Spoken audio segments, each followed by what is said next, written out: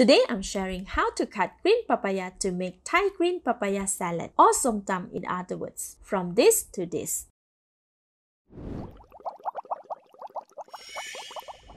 What type of papaya to use? Green or young papaya is best for its firm and crunchy texture. It's recommended to refrigerate them so they last longer. We will need a peeler, a sharp knife that you are comfortable with, and some ice block.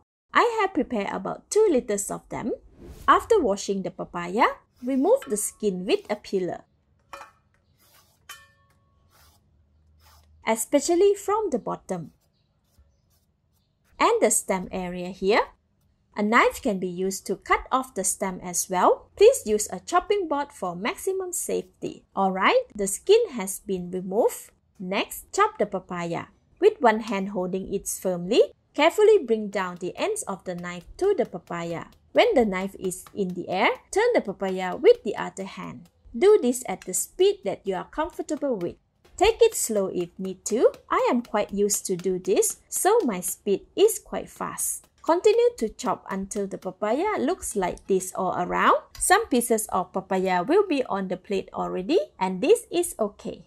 Next, slide the papaya to get thin strand. Start from a third of the way from the bottom and angle the knife almost parallel to the papaya. With the index finger, guide the knife right to the bottom of the papaya. See, we are getting nice thin strands now.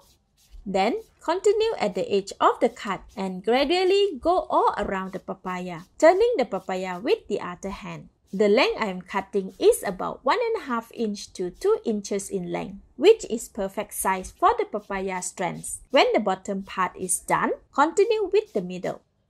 What about the other alternative like shredders, a julienne peeler, or just cutting row of papaya until you get even cuts? I have tried them as they seem like safer option. However, the strand always become too thin that the firm texture is lost, or too thick that the papaya strands become bulky and hard. So I recommend using this traditional method. Make sure to be very careful and go very slow at first.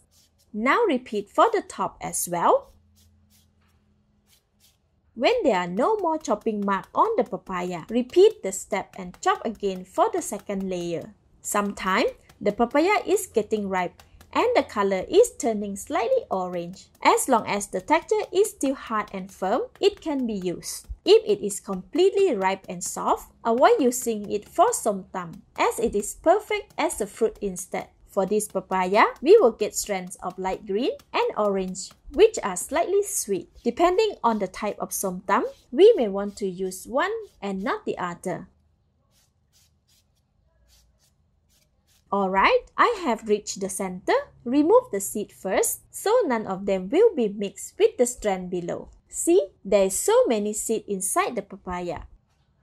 Cut the papaya into half so that it's easier to manage. Carefully and slowly guide the knife with the index finger to get firm strand without chopping it.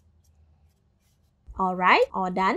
I push the orange strands which are sweeter to one side so I can make 2 different types of som tam later. Mix the strand with some ice.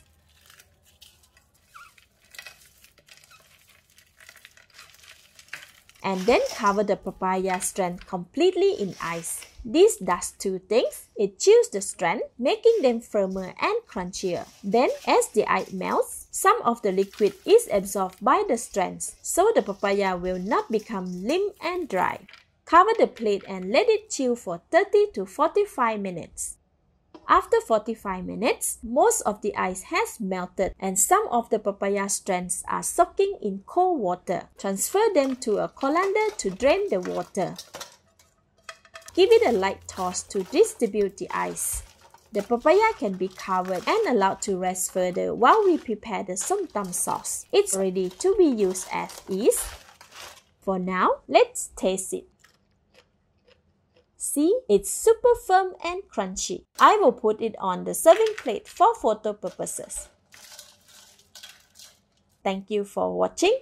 Please like and share if you have enjoyed this video. This is Home Cooking with Somjit. Thank you and bye-bye.